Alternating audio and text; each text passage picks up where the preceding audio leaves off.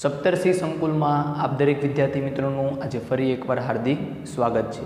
આજે આપણે અભ્યાસ કરીશું ધોરણ 7 વિષય સામાજિક વિજ્ઞાન, વિષયાંક છે આપણો પાઠ નંબર 13 સંસાધનોનું જતન અને સંરક્ષણ।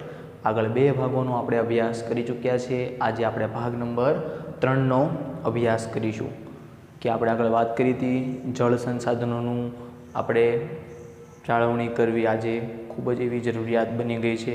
આ ઉપરાંત વન્યજીવોનું સંરક્ષણ વિશે પણ આપણે માહિતી મેળવી હતી। તો આજે આપણે જોઈએ છીએ કે આજે તમામ પ્રકારની સુખ સુવિધાઓ આપણે સગવડો ભોગવી રહ્યા છીએ।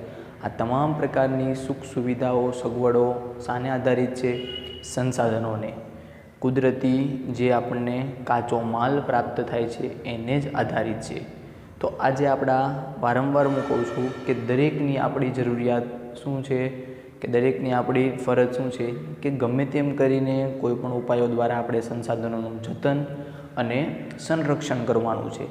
તો આનું જતન અને સંરક્ષણ એટલે શું કે તેનો ઉપયોગ, એની ઉપયોગ કરવાની પદ્ધતિ આપણે રોજિંદા જીવનમાં કે ઉદ્યોગોમાં એવી રીતે બનાવી કે તમે જળ સંસાધનોનો ઉપયોગ કરતા હોય, જંગલ સંસાધનોનો ઉપયોગ કરતા હોય, ભૂમિ સંસાધનોનો ઉપયોગ કરતા હોય અને કોઈપણ પ્રકારના એવા બરાબર કે જે આપણને સંસાધન જે આપણા જીવન માટે જરૂરી હોય કોઈપણ સંસાધનોનો કાચો માલ તરીકે ઉપયોગ કરતા હોય ત્યારે એને ઉપયોગની પદ્ધતિ અને ઉપયોગ કરવાની રીત આપણે એવી બનાવી કે એનો ઓછામાં ઓછો બગાડ થાય। આ શબ્દ સીધો જતન અને સંરક્ષણ ઉપર થાય છે કે એનો બગાડ ઓછામાં ઓછો થાય એવી રીતે આપણે એનો ઉપયોગ કરવો જોઈએ। કેમ કે આપણે એનો ઉપયોગ તો કરવો જ છે બરાબર, તો જ આપણે એને સાચા અર્થમાં વાપરી શકીશું। કેમ કે આપણે તમારા આગળ અભ્યાસ કરવામાં આવશે કે વિશ્વના દરેક દેશમાં કાચા માલ મોસ્ટ ઓફ પ્રમાણમાં મળે છે। સંસાધનો જ્યાં ખનિજો છે એ કાચા માલ તરીકે દરેક દેશમાં ઉપલબ્ધ થાય જ છે, પણ કયા દેશે વિકાસ સાચો સાધી શક્યો કે જે દેશમાં આ ખનિજોનું, આ કાચા માલનું પૂરતા એવા પ્રમાણમાં પૂરેપૂરો ઉપયોગ કરીને એમાં કંઈક ને કંઈક વસ્તુનું નિર્માણ કર્યું એ દેશ આજે વિકસિત છે। ઘણા બધા દેશો એવા છે કે જ્યાં કાચો માલ ખનિજો મળે છે એનો પૂરતો પ્રમાણમાં જે 100% ઉપયોગ થવો જોઈએ એવો સાચો ઉપયોગ એ લોકો કરી શક્યા નથી, જેથી આજે એ દેશો વિકાસશીલ પરિસ્થિતિમાં છે। એટલે હું કહું છું કે આપણે એનો ઉપયોગ તો કરવો જ પડશે, પરંતુ ઉપયોગ કેવો કે તેનો ઓછામાં ઓછો બગાડ થાય, આયોજનબદ્ધ, પદ્ધતિસર, કે ભવિષ્યની જરૂરિયાતને ધ્યાનમાં રાખીને એનો ઉપલબ્ધ જથ્થો ધ્યાનમાં રાખીને એનો ઉપયોગ કરીશું તો આપણે એનું નક્કી જતન અને સંરક્ષણ કરી શકીશું। તો આજે આપણે વાત કરીશું આવો જ કંઈક પ્રશ્ન કે બીજું એક સંસાધન ભૂમિ સંસાધન। ભૂમિ સંસાધન વિશે આપણે વાત કરીએ તો કે સામાન્ય રીતે પૃથ્વીના પોપડાના ઉપરનો જે પાતળો સ્તર છે કે સમગ્ર આપણે જેની ઉપર આ મહાકાય બિલ્ડિંગો બાંધીને સમગ્ર આપણે જીવસૃષ્ટિ બરાબર મનુષ્ય સૃષ્ટિ ખાસ કરીને આપણે રહીએ છીએ કે તમામ પ્રકારની આપણી જે પ્રક્રિયાઓ કરીએ છીએ આ જે જમીન છે બરાબર, તો શું કહે છે કે જ્યાં પૃથ્વીના પોપડાનો જે ઉપરનો જે પાતળો સ્તર છે એ પાતળા સ્તરને જમીન કહેવામાં આવે છે। કે પૃથ્વીનો પોપડો તો છે પણ એની ઉપરનો જે પાતળું સ્તર છે એ છે જમીન, અને આ જમીન ઉપર શું થાય વનસ્પતિ ઉગતી હોય છે કે જે તમામ પ્રકારની આપણે કે જે કોઈપણ પ્રકારનું અનાજ હોય, કઠોળ હોય, શાકભાજી હોય, ફળ ફ્રૂટ, આ બધું પ્રકારનું જે આપણા જંગલોનો તમામ પ્રકારનો જે વિકાસ જોશે, જે વનસ્પતિ ઉગી નીકળે છે, જે ઉપરનો ભાગ એટલે એ જમીન કે જેના ઉપર તમામ પ્રકારની વનસ્પતિ ઉગી નીકળે છે।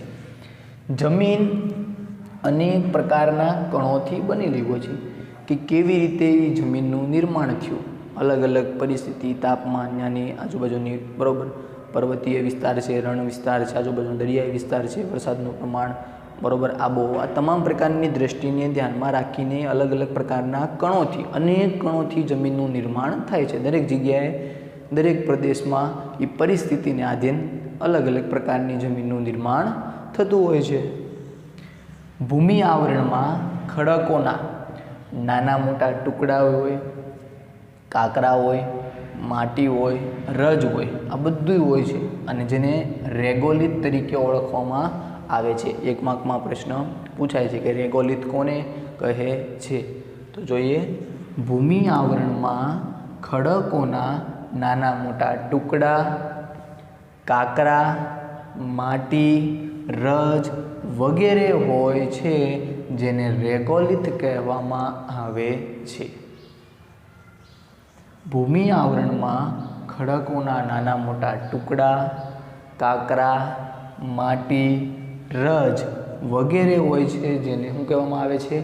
રેગોલિથ કહેવામાં આવે છે। વારંવાર એટલે મેં કીધું કે 1 માર્કમાં પૂછાય, એકદમ સરળ એવી ટૂંક નોંધ છે। એ પછીનો મુદ્દો જોઈએ તો રેગોલિથ જ્યાં હોય એમાં હવા અને પાણી જેવા જૈવિક દ્રવ્યો ભળતે। શું થાય? આ જે રેગોલિથ હતું એમાં હવા અને પાણી, મેં કીધું ને જે તે પરિસ્થિતિની આબોહવાની દ્રષ્ટિએ એના અલગ અલગ પ્રકારના પદાર્થો ભળતા હોય, તો રેગોલિથમાં હવા અને પાણી જેવા જૈવિક દ્રવ્યો ભળે એટલે શું થાય? જમીન બનતી હોય છે। ખેતીના સંદર્ભમાં કોઈ પણ દેશનો આર્થિક વિકાસ તે દેશની જમીનની ગુણવત્તા અને તેના પ્રકાર ઉપર આધાર રાખે છે। રાખે કે નહીં? કે કોઈ પણ દેશનો આર્થિક વિકાસ સાધવો હોય ખેતીની દ્રષ્ટિએ, અને ભારત તો કૃષિ પ્રધાન દેશ, બરાબર, ખેતી પ્રધાન દેશ છે, કે આપણે અહીંયા રાષ્ટ્રીય આવકમાં મોટા ભાગનો હિસ્સો કૃષિ ઉપર આધારિત છે। તો ભારત જેવા દેશને આપણે ઉદાહરણ તરીકે લો, તો ભારત જેવા દેશનો જો આર્થિક વિકાસ હોય તો દેશની જમીનની ગુણવત્તા અને તેના પ્રકાર ઉપર આધાર રાખે છે, કે આપણા દેશની જમીનની ગુણવત્તા કેવી છે, કયા કયા પ્રકારના પાકો અહીંયા લઈ શકાય છે, કેટલા પાણીથી લઈ શકાય છે, કઈ ઋતુમાં લઈ શકાય છે, 12 માસ લઈ શકાય છે કે અમુક પ્રકારના મહિના જ લઈ શકાય છે। આ અલગ અલગ પ્રકારની ખેતીની ગુણવત્તાને આધારે આપણે કહી શકીએ કે દેશના આર્થિક વિકાસમાં એ ભાગ આપે છે।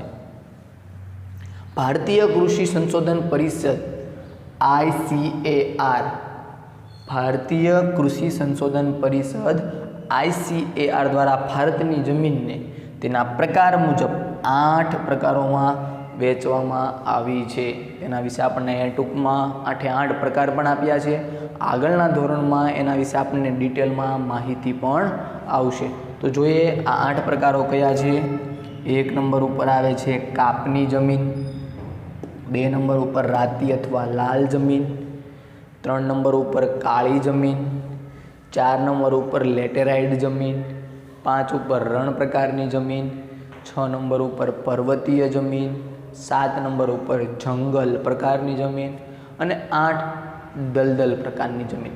આવી રીતે ભારતના અલગ અલગ વિસ્તારોમાં આવી અલગ અલગ પ્રકારની જમીનો તમને જોવા મળે છે, અને આ દરેક જમીનની ગુણવત્તાને આધારે તેમાં અલગ અલગ પ્રકારના પાકો આપણે લઈ શકીએ છીએ, કે કેવી દ્રષ્ટિએથી કેવી રીતે અલગ અલગ પાકો લેવાય, બરોબર, એની ગુણવત્તા પર આધાર રાખે છે, કઈ ઋતુમાં લેવાય, બરોબર, એની ફળદ્રુપતાને આધારે એમાં અલગ અલગ પાકો લઈએ એટલે એ જમીનમાં આપણને પાક સારામાં સારો મળે છે। આપણે ગુજરાતની દ્રષ્ટિએ આપણે જોઈ લઈએ તો કાળી જમીન જે કપાસની જમીન તરીકે ઓળખાય છે, એમાં કપાસનો પાક ખૂબ જ સારા એવા પ્રમાણમાં થાય છે।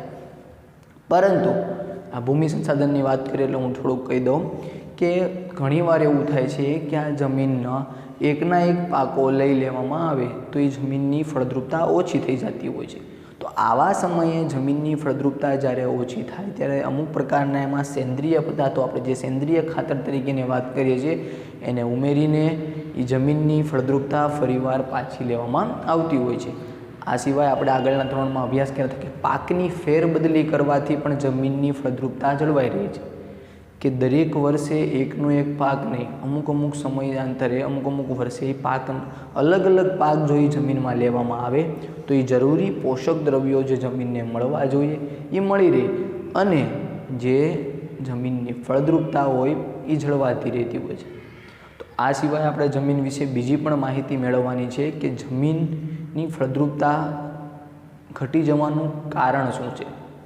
તો ઘણીવાર આપણે જોતા હોય છે કે જે આવી જમીન હોય કે ચોમાસા દરમિયાન જ્યારે વધારે ભારે વરસાદ પડતો હોય છે ત્યારે આજુબાજુના જ્યારે વિસ્તારોમાંથી પૂર જેવી પરિસ્થિતિનું નિર્માણ થાય છે।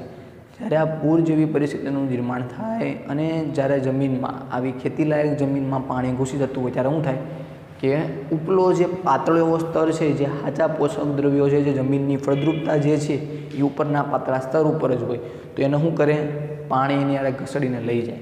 તો આવા સમયે પણ જમીનની ફળદ્રુપતા જતી હોય છે, તો આ જમીનનું ધોવાણ થયું કહેવાય। તો તો એ જમીનનું ધોવાણ અટકાવવા માટે આપણે કેવા પ્રયત્નો કરવા જોઈએ તેના વિશે આપણે આગળ અભ્યાસ કરવાનો છે. ટૂંકમાં કહી દઉં તો જે સીડીદાર ખેતરો બનાવવામાં આવે છે, ખેતરની વાડીની ફરતે એક શેડ બનાવી દેવાની, આજુબાજુ વૃક્ષોનું વાવેતર કરવાનું કે જેનાથી જમીનનો જે ધોવાણ અટકે અને જે પાણીનો ધસમસતો પ્રવાહ આવતો હોય એની ગતિ થોડીક મંદ પડી જાય, બરાબર. અને ઘણીવાર આજુબાજુમાં રેતીવાળો વિસ્તાર એટલે કે રણ વિસ્તાર હોય ત્યારે પણ જમીનની ફળદ્રુપતા ઘટતી હોય છે, કે જે રેતી હોય રેગિસ્તાનમાં એ પવન સાથે રેતી ઘસડાઈને આવી જતી હોય છે. આવા કારણોસર પર જમીનનું ધોવાણ થતું હોય. અને આ સિવાય આપણે ભૂમિ સંસાધનની વાત કરીએ તો જોઈએ છીએ કે આપણે આગળ અભ્યાસ કર્યો હતો તેમ કે ઘણી બધી રીતે ઉદ્યોગોના જે કચરા હોય કેમિકલવાળા મેડિકલ વેસ્ટ હોય એને પણ જમીન ખુલ્લી ઉપર ફેંકી દેવામાં જ્યારે આવતું હોય છે ત્યારે પણ એ જમીનની ગુણવત્તા ઘટતી હોય છે, એ જમીનને પ્રદૂષિત થતી હોય છે.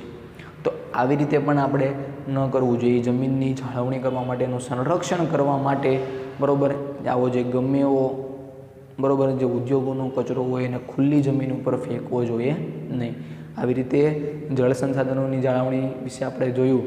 સાથે સાથે આપણે ભૂમિનું પણ સંસાધન છે આપણા માટે ખૂબ જ જરૂરી છે, એની પણ આપણે જાળવણી કરવી પડશે, કેમ કે આપણા દરેક પ્રકારના જે પાકો ઉગાવવાના છે એ જમીન દ્વારા જ આપણને પ્રાપ્ત થવાના છે. તો આ સિવાયના જે બીજા ઘણા એવા બધા સંસાધનો છે જે આપણા જીવન માટે ખૂબ જ એવા જરૂરી છે, એ સંસાધનો વિશે આપણે વાત આગળના ભાગોમાં કરીશું.